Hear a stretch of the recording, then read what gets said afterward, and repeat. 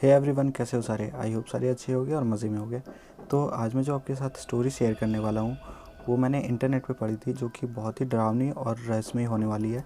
कई बार हमारे आंखों के सामने बहुत सारी ऐसी चीज़ें हो जाती है जो कि हमारे समझ से इतनी बाहर होती है कि वो हमारे आंखों के सामने होते हुए भी हम उसको समझ नहीं पाते हैं। और फिर वही चीज़ें आगे चल के हमें इतनी हर्ट कर सकती है कि बात ज़िंदगी और मौत तक की आ सकती है। तो चलो ज़्यादा इधर उधर की बकवास ना करते हुए सीधा स्टोरी को स्टार्ट करते हैं। Let's roll the intro.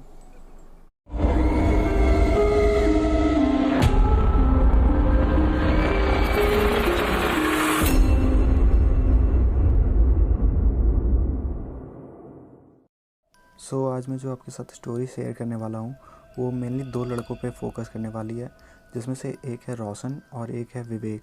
हालांकि ये जितनी भी इंसिडेंट हुई है वो रोशन के साथ हुई है, पर ये जो जहाँ पे मैंने स्टोरी को पढ़ी थी तो वहाँ पे विवेक ने इस स्टोरी को पोस्ट किया था। तो बात 2008 की है। उस टाइम विवेक के बोर्ड्स के एग्ज़ाम्स ख़त्म हुए थे और उसको हायर स्टडीज़ के लिए दिल्ली शिफ्ट होना था। एंड कुछ ही टाइम के बाद वो दिल्ली शिफ्ट हो भी गया, क्योंकि वहीं के किसी कॉलेज के अंदर उसको एडमिशन मिल भी गया था।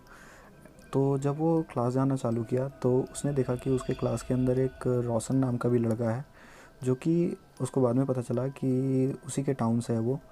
तो इसने जाकर के जब उससे बात वगैरह की तो वो काफ़ी फ्रेंडली लगा रोशन इसको। तो इसके बीच में काफ़ी, इन दोनों के बीच में मतलब काफ़ी जल्दी फ्रेंडशिप हो भी गया। और एक रीज़न ये भी था कि ये लोग दोनों एक ही टाउन से थे। हालांकि ये चीज़ पहले इन लोगों को नहीं पता थी। जब इन लोगों ने बात वगैरह की तो इनको पता चला कि ये लोग झारखंड के अंदर एक सिटी है देवघर, तो ये दोनों वहीं से बिलोंग करते हैं। हालांकि ये लोग दोनों अपने सिटी में पहले कभी मिले नहीं थे, होम टाउन में मतलब ये लोग कभी आपस में मिले नहीं थे। ये लोग सीधा कॉलेज के अंदर ही आपस में मिले। तो जब इनको ये चीज़ पता चला कि ये लोग एक ही टाउन से हैं तो इन दोनों के बीच में काफ़ी अच्छी और गहरी दोस्ती हो गई कुछ ही दिन के अंदर ही। तो विवेक का कहना था कि ये जो रोशन था तो ये काफ़ी निडर टाइप का लड़का था। मतलब तुरंत किसी से भी लड़ जाना, किसी से भी भिड़ जाना, किसी से का भी बात नहीं मानना, थोड़ा सा भी डरना नहीं किसी से। तो ये रोशन कुछ इस तरह का लड़का था। और रोशन अपने ही कॉलेज के हॉस्टल में रहता था, लेकिन विवेक अपने किसी रिश्तेदार के घर रहता था। कॉलेज के आसपास ही उनका रिश्तेदार का घर था, तो विवेक वहीं पे रहता था। तो इन दोनों के बीच में काफ़ी अच्छी दोस्ती हो भी गई थी। तो ऐसे ही करते 20-25 दिन निकल गया। तो कुछ ही टाइम के बाद विवेक ने गौर करना चालू किया कि कुछ दिन से रोशन अभी थोड़ा उदास सा रह रहा है और मतलब अपने में ही गुम रहता है, किसी से कुछ कहता नहीं है, ना बात करता है किसी से। तो इसने जाकर के फिर रोशन से पूछा कि क्या बात है भाई, तुम मतलब उदास क्यों है और कुछ बात हुआ है क्या, तो बता सकते हो। तो रोशन कुछ नहीं कहता, बल्कि ये कहता नहीं नहीं ऐसा कोई बात नहीं है, तुम फिक्र मत करो, मैं बस ऐसे ही ठीक हूँ अभी। तो ऐसे ही करके 2-3 दिन फिर निकल जाते हैं। तो विवेक को नोटबुक वगैरह कुछ ऐसे करके कुछ काम होता है एक दिन रात में ही। तो वो जब रोशन को फ़ोन करता है तो रोशन उसका फ़ोन रिसीव नहीं करता है। तो ये इसको समझ नहीं आता है कि भाई इसके अंदर हुआ क्या है 2-3 दिन के अंदर ही, कि ये बंदा ना तो कॉल उठा रहा है, ऊपर से क्लास के अंदर उदास भी बैठा रहता है, किसी को कुछ बोलता भी नहीं है। तो ये डिसाइड करता है कि कल अगर ये रोशन से मिलेगा तो ये उसे पूरा खुल के पूछेगा कि इसके दिमाग में मतलब चल क्या रहा है। तो जब नेक्स्ट डे को ये उससे मिलता है तो फिर ये वापस से रोशन से पूछता है कि क्या बात है भाई, तुम मतलब कुछ प्रॉब्लम है तुम्हारी लाइफ में तो तुम बता सकते हो, ऐसा कोई नहीं है कि हम दोनों एक ही जगह से हैं, तो कुछ होगा तो मैं तुम्हारी हेल्प कर सकता हूँ। तो फिर रोशन कहता है कि यार ऐसी कोई बड़ी बात नहीं है, बस एक छोटी सी बात है कि मैं जिस रूम में रह रहा हूँ वहाँ पे मेरा जो रूममेट है वो थोड़ा अजीब है यार। मतलब समझ में नहीं आता है कि वो बंदा है क्या। वो मेरे से पहले से ही उस रूम में है, लेकिन मैं जब भी उससे बात करना चाहता हूँ तो वो बात नहीं करता है, वो अपने में ही रहता है। अगर मैं कुछ पूछता भी हूँ तो उसका ना तो वो जवाब देता है, ना वो कभी खुद से कुछ कहता है। वो बस अपने बेड पे पड़ा रहता है दिन भर, और कभी कभी तो रात में वो गायब भी रहता है। मतलब कभी कभी वो बिना बताए कहीं भी चले जाता है। और कुछ दिन पहले तो हद हो गई कि जब मैं रात में ऐसे सोया हुआ था तो मुझे ऐसा फ़ील हुआ कि उसके बेड के पास ही कोई साया खड़ा है। मतलब अंधेरा था तो मुझे ठीक से दिखा नहीं, लेकिन वहाँ पे कोई साया सा लगा। और जैसे ही मैंने लाइट को चालू किया तो वहाँ फिर कोई नहीं था। एंड देन उसके जस्ट नेक्स्ट डे को जब मैं सो कर के उठा तो मैंने देखा कि मेरे जो बेड के बगल में बुक्स वगैरह थी तो उस पर काले काले धब्बे थे। और जब मैं शावर लेने के लिए गया तो मेरे बॉडी के ऊपर भी वो काले काले धब्बे से थे। तो विवेक को लगा भाई कौन से काले धब्बे, मुझे भी दिखा। तो फिर रोशन ने उसको वो काले धब्बे दिखाए। तो रोशन ने बोला कि मे भी हो सकता है कि ये किसी चीज़ की एलर्जी हुई होगी तुम्हें, तो चलो डॉक्टर को दिखा लेते हैं। तो रोशन को भी उसकी बात सही लगी कि हाँ हो सकता है कि एलर्जी वगैरह कुछ टाइप की हुई होगी, तो डॉक्टर को दिखा लेते हैं। और जहाँ तक उस रूममेट की बात है, तो भाई होते हैं कुछ बंदे जो अपने में ही मस्त रहते हैं, वो किसी से कोई मतलब नहीं रखते हैं, अपने में उनको अपने मतलब होता है ना कि अपने में ये सारी चीज़ वो कर लेते हैं। उल्टा मत समझना, मतलब इंट्रोवर्ट टाइप के। तो उस तरह का होगा, इसलिए तुम उस पर ज़्यादा ध्यान मत दो। और चलो अभी फ़िलहाल हम लोग जाकर के डॉक्टर को दिखा के आते हैं। तो ये लोग फिर एक पास के ही किसी डॉक्टर के पास जाते हैं। तो जब डॉक्टर के पास जाते हैं तो डॉक्टर भी कहता है कि नहीं ऐसा कोई कुछ नहीं है, कोई मेजर एलर्जी वगैरह भी कुछ नहीं है, तुम्हें हो सकता है कि तुम्हारा अभी टाउन तुरंत ही चेंज हुआ है, तो पानी चेंज होने के कारण भी हो सकता है कि ऐसा कुछ हो रहा हो। तो कुछ टाइम के बाद जैसे ही आदत पड़ जाएगी तुम्हें, तो वो ठीक हो जाएगा। तो ये लोग फिर नॉर्मल हो जाते हैं, इनको लगता है कि चलो सब ठीक हो गया। और फिर कुछ दिन इनका ठीक ठाक ऐसे ही बीत जाता है। फिर एक दिन ऐसे ही क्या होता है कि विवेक रोशन को फ़ोन कर रहा होता है, तो फिर से रोशन इग्नोर कर रहा होता है, फिर से वैसे ही चुपचाप अपना अपना में मतलब वो खुद ही रहने लग जाता है कि किसी से बात ना करना ऐसे करके। तो फिर विवेक परेशान हो जाता है कि भाई अभी तो कुछ दिन पहले ऐसा हुआ था, सब ठीक हो गया, फिर अचानक से इसको क्या हो गया। तो फिर जा कर के जब वो रोशन से पूछता है, तो वो कहता है कि रोशन कहता है विवेक को कि भाई मुझे इस रूम के अंदर नहीं रहना है, क्योंकि यार मेरा जो रूममेट है वो साला पागल है, वो पता नहीं क्या क्या करता रहता है, रात भर कभी कभी गायब रहता है, कोई उसको पूछने वाला भी नहीं है। और अभी कुछ दिन पहले की बात है कि मैं ऐसे ही रात में सोया हुआ था, और मतलब मेरे रूम में वो रूममेट था भी नहीं, वो पता नहीं कहाँ था। तो मैं ऐसे ही सोया हुआ था, तो मुझे ऐसे किसी के फुसफुसाने की आवाज़ आई मुझे, मतलब मेरा कोई नाम ले रहा था, मेरे कान में ऐसा आवाज़ आया। तो पहले तो मुझे लगा कि मेरा वहम है, तो मैंने इग्नोर कर दिया। लेकिन जब 2-3 बारी मुझे आवाज़ आई, और वो आवाज़ ऐसे करके आ रही थी कि रोशन, रोशन, तो वो मुझे कुछ इस तरह की आवाज़ आ रही थी। तो पहले तो मैं इग्नोर कर रहा था, लेकिन मुझे जब वो आवाज़ 2-3 बार और आई, तो मैं बाहर मतलब अपना रूम का दरवाज़ा खोल करके, और जैसे ही बाहर देखा, तो वो हॉस्टल के अंदर होता है ना कि एक कॉरिडोर टाइप का होता है, कॉरिडोर कह लो या फिर जो कह लो, वो लंबा सा होता है ना, और उसी में फिर एक के बाद रूम होते हैं। तो मैंने जब वो खोल करके देखा, तो मैंने देखा कि कोई भी नहीं है वहाँ, पूरा वो गली पूरा खाली पड़ा था, कोई भी नहीं था वहाँ। और फिर जैसे ही मैंने दरवाज़ा बंद करके, फिर मैं जैसे ही सोने के लिए अपने बेड पे गया, तो मुझे जैसे ही मैं मतलब सोने ही वाला था कि मुझे दरवाजे पे नॉक की आवाज़ आई। फिर जैसे ही मैंने जाकर के दरवाज़ा खोला, तो मैंने देखा कि मेरा रूममेट खड़ा है सामने। तो मैं थोड़ा चौंक गया कि भाई ये रात भर कहाँ इधर उधर भटकता रहता है। और फिर मैंने उससे पूछा कि भाई कहाँ गया था तू। तो उसने फिर से कुछ जवाब नहीं दिया और जाकर के अपने बेड पे सो गया। तो भाई मुझे उसके साथ रहना ही नहीं है, उस जगह पे रहना ही नहीं है। और मैं सोच रहा हूँ कि हॉस्टल ही चेंज कर दूँ। तो मैं आजू बाजू कहीं रूम देख रहा हूँ कि कोई अच्छा सा रूम मिलेगा, तो मैं वहाँ शिफ्ट हो जाऊँगा। तो एक काम कर, तू मेरे साथ कुछ टाइम के लिए आ जा, मेरे 1-2 सप्ताह, जब मतलब 1-2 वीक लगेंगे ही रूम इधर उधर देखने में। तो जब तक तू मेरे रूम पे आकर के रहा कर, फिर जैसे ही हमें बाहर कहीं कोई रेंट पे रूम वगैरह मिल जाएगा, हम इस हॉस्टल को छोड़ देंगे। तो विवेक रोशन से कहता है कि भाई बात तो तेरी सही है, पर मैं अभी कुछ दिन के लिए टाउन जाने वाला हूँ। तो जब जब तक तू रह, और जैसे ही मैं वहाँ से आ जाऊँगा टाउन से वापस, तो फिर मैं तेरे साथ शिफ्ट हो जाऊँगा। और फिर हमें जैसे ही रूम मिलेगा, तो हम लोग दोनों उस रूम में शिफ्ट हो जाएंगे। तो रोशन भारी मन से कहता है ठीक है, जब तक तू आएगा तब तक मैं रहता हूँ यहाँ पे। पर मुझे उस लड़के के साथ कुछ ठीक नहीं लगता, मैं नहीं चाहता हूँ कि उसके साथ ज़्यादा टाइम रुकूँ। तो कोशिश करना कि जल्दी आ जाए। तो विवेक बोलता है कि ठीक है, तो चिंता मत कर, मैं ट्राई करूँगा कि जल्दी आ जाऊँगा। तो ऐसे ही करके और विवेक अपने टाउन चले जाता है, और अपने टाउन में कुछ दिन इसको हो जाते हैं। तो इसको एक दिन ऐसे ही फ़ोन आता है रोशन का। तो ये जैसे किसी कारण से उस कॉल को रिसीव नहीं कर पाता है। तो कुछ टाइम के बाद वापस से विवेक उसको कॉल बैक करता है रोशन को।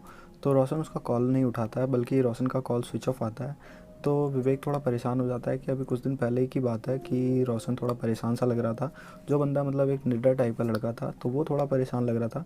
तो ये थोड़ा इसके दिमाग में ये सब चलता है, पर ये इग्नोर करके फिर इसका काम वगैरह ख़त्म हो जाता है टाउन में। तो ये तुरंत ट्रेन पकड़ता है और दिल्ली के लिए निकल जाता है। और दिल्ली पहुँचते ही ये सीधा रोशन से मिलने के लिए जाता है। तो जब रोशन के हॉस्टल वो पहुंचता है, तो जब वो वार्डन से पूछता है, तो वार्डन इसको कहता है कि तुम 2 दिन लेट हो। 2 दिन पहले ही रोशन की उसी के रूम के अंदर डेथ हो चुकी है, और उसकी बॉडी उसी के रूम में मिली थी, उसने वहाँ पे सुसाइड कर लिया था। तो ये चीज़ सुन कर के विवेक के पैरों के नीचे से ज़मीन खिसक जाती है कि भाई ये क्या हो गया। एक बंदा जो कि बहुत ही निडर, बहुत ही मतलब हंसमुख, तुरंत घुल मिल जाने वाला लड़का था, उसके साथ ऐसा कैसे हो सकता है। तो इसको कुछ समझ नहीं आता है कि ये आखिर हुआ क्या है उसके साथ, तो रोशन के साथ। तो विवेक को पता था कि रोशन को डायरी लिखने की आदत थी, तो वो जाकर के उसके फैमिली मेम्बर के पास जाता है, मतलब वापस अपने टाउन आता है। तो उसको पता होता है कि उसका टाउन के अंदर किस जगह घर है, क्योंकि रोशन ने उसको बताया हुआ होता है। तो वो जाकर के उसके घर पे फिर मिलता है एंड उसके फैमिली मेम्बर को, मतलब उसके फैमिली मेम्बर से फिर उसकी डायरी लेता है एंड उस डायरी को फिर जब पढ़ता है तो फिर उसको पता चलता है कि रोशन के साथ आखिरी में उसके साथ क्या क्या हुआ था।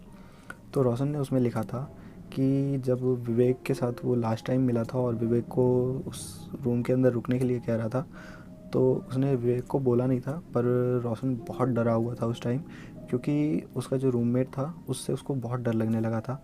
एंड जब विवेक से मिल कर के रोशन अपने रूम पे गया तो इसने देखा कि इसका जो रूम था वो पूरा बिखरा हुआ पड़ा हुआ था, इसका सारा सामान इधर उधर फिकाया हुआ था। तो इसको समझ नहीं आया, इसको लगा कि उसका जो रूममेट है वही शायद उसी ने उसका सारा सामान इधर उधर फेंका होगा। हालांकि रोशन को शुरू से शक था कि उसका जो रूममेट है वो शायद काला जादू टाइप का कुछ इस तरह का करता है, लेकिन वो कंफर्म नहीं था। लेकिन जैसे ही उसका सामान वगैरह, रोशन के बाल वगैरह इधर उधर पड़े हुए थे, तो इसको पूरा कंफर्म हो गया कि उसका जो रूममेट है वो मे बी काला जादू वगैरह करता है और उसी ने ये सब कुछ किया है। तो वो अपने वार्डन के पास जाता है एंड रोशन अपने वार्डन के पास जाता है और अपने वार्डन से कहता है कि मेरे रूम के अंदर जो लड़का है वो मतलब इस तरह से हमेशा बिहेव करता है। अपने मतलब वार्डन को सारी बातें बताता है कि अजीब बिहेव करता है, उसने मेरे सामान को भी देखो पूरा इधर उधर फेंक दिया है। तो वार्डन विवेक से उसका रूम नंबर पूछता है और जब रूम नंबर पूछने के बाद वो उस डायरी को चेक करता है तो वो बताता है कि नहीं, तुम्हारे रूम में तो कोई भी नहीं रहता, तुम अकेले रहते हो उस रूम में। तो रोशन का दिमाग ख़राब हो जाता है कि ये क्या कह रहा है। नहीं, वो वार्डन को कहता है नहीं, मेरे साथ एक महीने से, पिछले एक महीने से जब से मैं आया हूँ, बल्कि मेरे से पहले से वो बंदा उस रूम में रहता था, तुम ये कैसे कह सकते हो कि वहाँ पे कोई नहीं रहता। तो वार्डन कहता नहीं, वो रूम सिर्फ तुम्हें दिया गया है और किसी को दिया ही नहीं गया है, तो तुम्हारे अलावा वहाँ पे कोई है ही नहीं। तो फिर रोशन अपने मतलब उस वार्डन को बताता है कि नहीं, मेरे साथ एक लंबा लड़का, मतलब उस लड़के का पूरा हुलिया बताता है कि मेरे रूम में एक लंबा सा लड़का, गोरा चिट्टा, जिसके बाल घुंघराले से हैं, तो उस तरह का एक लड़का मेरे रूम में रह रहा है। तो वार्डन कहता है तुम जिस लड़के के बारे में बात कर रहे हो वो, उसका नाम राहुल था और उसकी डेथ एक साल पहले उसी रूम में हुई थी। वो डिप्रेस्ड हो गया था और कुछ उसके प्रॉब्लम थे जिस वजह से उसने उस अपने ही रूम के अंदर सुसाइड कर लिया था। तो तुम जिस लड़के के बारे में बात कर रहे हो उसके एक साल पहले डेथ हो चुकी है, वो तुम्हारे साथ कैसे रूम में रह सकता है। तो वो कहता नहीं, वो मेरे साथ रह रहा था और वो रोज़ मेरे मतलब कभी रूम में आता था कभी नहीं रहता था, लेकिन पिछले एक महीने से वो मेरे साथ ही सोता आ रहा है, मेरे साथ ही बैठता आ रहा है, तुम कैसे कह सकते हो। पर जब वार्डन राहुल की फ़ोटो निकाल करके उसको दिखाता है तो रोशन को यकीन, थोड़ा बहुत यकीन भी हो जाता है कि हाँ, हो सकता है कि ऐसा हो भी सकता है, क्योंकि उसके बिहेवियर भी कुछ अजीब से थे। और जब बार बार वार्डन उसको कहता है तो रोशन को यकीन हो जाता है कि सच में हो सकता है ऐसा हुआ होगा। और उससे ये रोशन काफ़ी डर जाता है एंड वो अपने रूम में जाता है सामान वगैरह निकालने के लिए, उस रूम को छोड़ने के लिए। तो वार्डन उसको कहता भी है कि मैं तुम्हारे साथ चलता हूँ या किसी बच्चे को तुम्हारे साथ भेज देता हूँ। तो रोशन कहता है नहीं, किसी की ज़रूरत नहीं है, हालांकि मुझे डर तो है लेकिन मैं इतना संभाल सकता हूँ खुद को कि मैं जा कर के वहाँ पे अपना सामान तो निकाल ही सकता हूँ, तो ज़्यादा फिक्र करने की बात नहीं है, मैं सामान लेकर के अपना बाहर आ जाऊँगा। ये बोल कर के रोशन अपने रूम में वापस गया था। इतना ही वहाँ तक उस डायरी में लिखा हुआ था। उसके बाद की स्टोरी है कि वार्डन ने उसके बाद बताया कि उसके बाद वो रोशन उस रूम में घुसा था एंड फिर उसके बाद उस रूम से बाहर रोशन नहीं आया। फिर जब कुछ टाइम के बाद हॉस्टल के कुछ बंदे और वार्डन वगैरह उसका दरवाज़ा तोड़ करके अंदर गए तो उसने देखा कि वो रोशन अपने बेड पे लेटा हुआ है और उसकी मतलब वो रोशन नहीं था, उसकी डेड बॉडी उसके बेड पर पड़ी हुई है और किसी रहस्यमय तरीके से रोशन की वहाँ पे मौत हो गई है। तो ये तो समझ नहीं आया कि रोशन की मौत किस वजह से हुई और कैसे हुई, लेकिन एक चीज़ कहावत है ना कि तुम भले ही कितना भी निडर हो, लेकिन जब तुम्हें पता हो कि तुम्हारे साथ कुछ गलत चल रहा है और तुम्हारे ऊपर किसी मतलब बुरी शक्ति की एक प्रभाव सा हो चुका है, तो तुम्हें हर कदम फूँक फूँक के रखनी चाहिए, इसलिए ज़्यादा निडर भी अच्छा नहीं होता है। तो ये तो खैर ना विवेक को पता चली कि उसकी मौत कैसे हुई, और ना पूरे हॉस्टल के अंदर किसी को पता चला कि उसकी मौत कैसे हुई और किसके द्वारा हुई। बस वार्डन ने जितना बोला था लोगों ने बस उतना ही सुना, पर रोशन के साथ असलियत में क्या हुआ ये चीज़ आज तक किसी को नहीं पता चला। तो बस यही थी आज की स्टोरी। आई होप आप लोगों को पसंद आई होगी। अगर पसंद आई है तो प्लीज़ लाइक कर देना। देखो, आप लोगों को लाइक और कमेंट करने से कुछ नहीं जाएगा, लेकिन मेरे को थोड़ा मोटिवेशन मिलेगा और भी वीडियोज़ बनाने के लिए और इम्प्रूवमेंट्स लाने के लिए अपने वीडियोज़ में।